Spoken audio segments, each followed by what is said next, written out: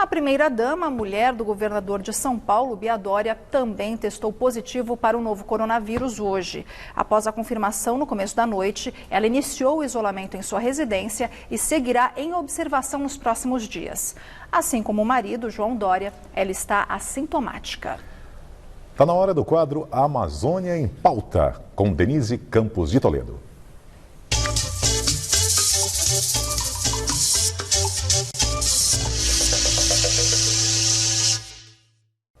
E vamos falar agora do combate ao desmatamento e a preservação da biodiversidade no Brasil. Eu converso com o João Paulo Capobianco, biólogo, doutor em ciência ambiental, ex-secretário nacional de Florestas e Biodiversidade e ex-secretário executivo do Ministério do Meio Ambiente entre 2003 e 2008, quando coordenou a elaboração e implementação do Plano de Prevenção e Controle do Desmatamento na Amazônia. Atualmente é vice-presidente do Instituto Democracia e Sustentabilidade. João Paulo Capobianco, boa noite. Oi, boa noite. João Paulo, com toda a sua experiência, eu queria saber que pontos você destaca como os que mais comprometem a preservação da Amazônia, pontos que acendem a luz amarela em relação ao meio ambiente aqui no Brasil. Olha, Denise, a questão central é a posição do próprio governo. Na realidade, nós estamos assistindo a uma inversão da posição historicamente defendida por governos anteriores, que reafirmavam uma posição de controle do desmatamento, do combate à degradação ambiental de forma enfática e ativa. É verdade que havia dificuldades, nem sempre os recursos estavam disponíveis, havia muita falha, mas havia um posicionamento muito firme em relação a isso. O que nós assistimos desde esses últimos 2 anos é uma mudança nessa trajetória e uma sinalização por parte do governo de que não haverá punição, de que o desmatamento é aceitável, que a degradação ambiental também é aceitável, e isso tem motivado, infelizmente, grupos, setores da sociedade a agirem de forma totalmente ilegal, acreditando que ficarão na impunidade. E é o problema que há uma combinação de postura, de tentativas de alteração na legislação, nas várias regras para o setor, para a preservação, com fatos muito ruins, que é o próprio avanço do desmatamento, o número de queimadas, de focos de incêndio na Amazônia, em outras regiões também. Então, tudo combina para uma preocupação maior. Infelizmente, os órgãos de fiscalização e controle estão sendo totalmente desmoralizados e desmobilizados. Aqueles funcionários que agem com rigor são penalizados e não premiados, como deveriam ser. Então, nós temos uma sucessão de problemas, retirada de recursos. Nós tivemos uma perda dramática para o Brasil, que foi a suspensão do Fundo Amazônia, que tinha investimentos internacionais como doação para o Brasil atuar no controle do desmatamento na ordem de bilhões de dólares. Isso tudo foi desmobilizado, esses recursos não estão mais vindo para o país. O Brasil passa por situações financeiras difíceis para os investimentos públicos. Então nós temos uma sucessão de fatores, além daquilo que você muito bem lembrou, de uma ação afirmativa do governo na flexibilização da legislação ambiental. Então, realmente é o que a gente chama de tempestade perfeita. Postura do governo estimulando a degradação, fragilização dos órgãos ambientais e redução do rigor da lei. Realmente, isso tudo só poderia dar no que está dando, que é o aumento brutal do desmatamento na Amazônia e no Brasil como um todo. Lembrando que a Mata Atlântica também registrou um aumento muito grande de desmatamento em 2019. Agora nós temos uma narrativa de defesa dessa situação toda que passa pela preservação, pelos números que o Brasil ainda tem em relação à preservação do meio ambiente, que se fala que o Brasil é o país que mais preservou. Depois tem a questão de que seria aí uma outra narrativa criada por jornalistas, por ONGs. Eu queria saber como é que você vê essa tentativa de se minimizar os problemas reais que nós temos hoje. Olha, tem uma parte que é desconhecimento, né? Realmente, infelizmente, nós vivemos um momento atípico em que as pessoas que ocupam os postos mais importantes da República, especialmente na área do meio ambiente, não entendem literalmente nada do assunto. Então, essa questão de que o Brasil ainda possui extensas áreas florestais, o que é uma verdade, o Brasil realmente é o segundo país com maior área florestal no mundo, só perde para a Rússia, e é o maior país em termos de florestas tropicais.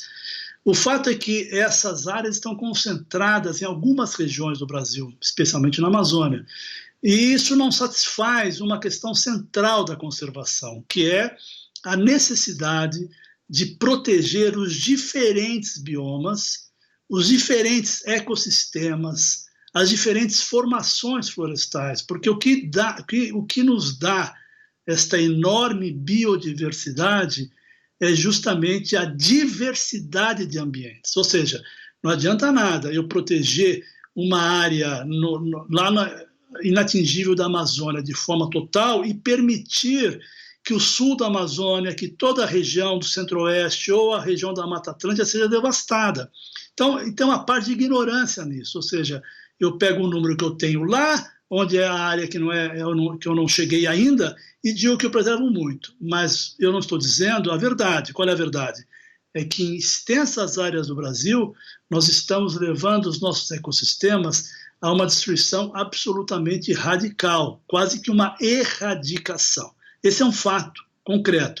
Outra questão também é você acreditar que nós poderíamos hoje, no pleno século XXI, depois de que tudo que se conhece, tudo que a ciência produziu a respeito da importância da conservação ambiental, achar que nós podemos repetir o que países fizeram há 400 anos atrás, quando não se tinha a menor ideia da importância estratégica, inclusive para a economia, da conservação das florestas, por exemplo. Então, realmente é uma mistura de ignorância, né, a respeito das questões ambientais, com uma certa empáfia, né, de querer dar lição para o mundo quando nós somos os campeões do desmatamento. Agora, João Paulo, também tem uma outra questão que sempre é colocada, que é a necessidade de uma exploração da região, até para garantir uma melhoria da qualidade de vida. Como é que se poderia conciliar os dois interesses? Porque é uma realidade que a população é muito menos assistida, tem muito menos desenvolvimento econômico na região, as pessoas não têm assistência médica, estrutura. Como é que se pode conciliar essas duas coisas? Bom, isso é muito importante, sabe? Mas é necessário fazer um pequeno parênteses aí, porque na realidade não é só na Amazônia que nós temos parcelas importantes da população brasileira sem acesso às condições adequadas de saúde, de educação, de saneamento, né? Isso se estende por todo o país. Na Amazônia nós temos realmente áreas que necessitam receber apoio, e é necessário criar oportunidades de geração de emprego e renda. Mas isso tem que estar voltado para a vocação natural da região. E a vocação natural da maior floresta tropical do planeta, que está na Amazônia, é a própria floresta. Então, o que acontece? O Brasil levou para a região, e alguns ainda insistem no modelo, de que o desenvolvimento lá deve ser com a retirada da floresta e a introdução da agricultura ou da pecuária. Isso é um equívoco. Por quê? Porque nós estamos justamente eliminando a maior riqueza, que é a biodiversidade, que contém princípios ativos importantíssimos para a indústria dos medicamentos, dos cosméticos, da alimentação, óleos essenciais para a indústria fina, para a química fina, ou seja, há um conjunto enorme de potencialidades que nós simplesmente eliminamos para reproduzir um modelo de expansão da agricultura e da pecuária. Portanto, é necessário uma reversão disso. Como? Investimentos em pesquisa e investimentos para o desenvolvimento de uma indústria vocacionada para a região. Isso pode ser feito. Basta você criar uma situação jurídica, né, que permite que as empresas tenham interesse, se coloquem, se disponham a ir para a região. Porque hoje, numa situação conflagrada, com desmatamento acelerado, com conflitos fundiários, extremamente graves, as empresas não querem correr o risco de estabelecer na região e, com isso, terem problemas com a legislação, com comunidades locais, por exemplo. Portanto, é necessário uma ação firme do governo na organização da região e no estímulo à utilização da floresta em pé, que é o nosso melhor negócio. Agora, para identificar exatamente o que está acontecendo na região, a gente tem algumas justificativas. De um lado, os pequenos produtores grileiros que tentam ocupar o espaço até para garimpo, para criação, plantação ou a várias finalidades. E os grandes produtores que estão focados no comércio internacional, que tem uma preocupação maior com esse selo de compromisso com preservação do meio ambiente, só que também tem grandes produtores que vão avançando na floresta. Como é que se pode, através de legislação, através de fiscalização, você coibir o que é ilegal mesmo, o que ameaça de fato o meio ambiente? Olha, o Brasil já fez isso, né? Não é necessário inventar a roda. Em 2003, o Brasil elaborou o Plano de Prevenção e Controle do Desmatamento da Amazônia. Esse plano foi lançado em 2004. Naquela ocasião, nós chegamos a 27 mil quilômetros de desmatamento em um ano, no ano de 2004. O plano foi implementado com um pressuposto fundamental, Denise, que era o comprometimento de todo o governo, todos os ministérios e órgãos públicos comprometidos em reduzir o desmatamento dentro das suas especificidades e suas capacidades. Ora, o Brasil reduziu o desmatamento em 80%. Nós chegamos em 2012 com o menor desmatamento da história, 4 mil quilômetros quadrados no ano. É muito, mas era um número extremamente favorável se nós considerarmos que tínhamos tido 27 mil quilômetros quadrados. O Brasil, como o Brasil fez isso? Com uma ação firme, com uma sinalização de que a lei seria cumprida, porque nós já temos a lei, nós tínhamos o Código Florestal na época, temos o novo Código Florestal, que, se implementado, ele dá garantias à conservação extremamente favoráveis. Então, não se trata de novas leis, não se trata de grandes investimentos, se trata em você, de fato, operar com inteligência e com planejamento. Repito, isso é muito importante. Numa região de dimensões continentais como a Amazônia, não adianta você jogar 1.000, 2.000, 7.000, 10.000 soldados sem planejamento estratégico. É necessário priorizar as áreas de desmatamento, é necessário montar os cenários com base nos dados que o INPE fornece para planejar e identificar para onde está indo o desmatamento e agir com antecedência, agindo de forma preventiva, e uma ação muito orientada na questão do crédito, criar oportunidades de crédito para empresas que tenham interesse e vocação no uso da floresta em pé, estimulando-as para irem à região, garantindo a elas a estabilidade jurídica que elas precisam para atuar. Falando nessa questão jurídica, haveria algum espaço para regularização da grilagem antiga, porque essa discussão está colocada no Congresso, uma MP caducou, mas tem um projeto agora, de gente que já está há muito tempo, dá para regularizar sem estimular esse tipo de ocupação? Olha, é fundamental separar o joio do trigo na questão da titulação da terra. Nós temos na Amazônia milhares de famílias de pequenos produtores rurais, agricultores familiares, que precisam e têm o direito à regularização fundiária.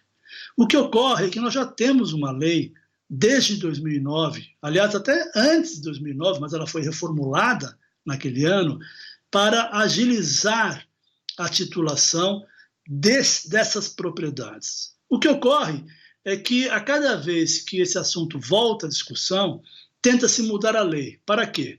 Para incluir nas facilidades da regularização fundiária necessária a regularização dos grileiros. Quem são os grileiros?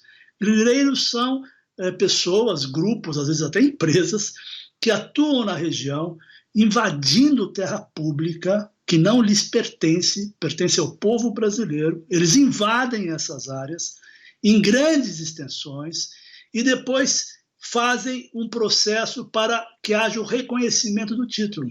É o melhor negócio que existe. Imagine você pega lá 1.000 hectares de uma área na Amazônia e invade, não paga nada por ela, porque você está pegando uma área pública, e depois você cria as condições para ser legalizado e poder vender essa terra no mercado a um preço muito alto, porque ele vai desmatar essa área.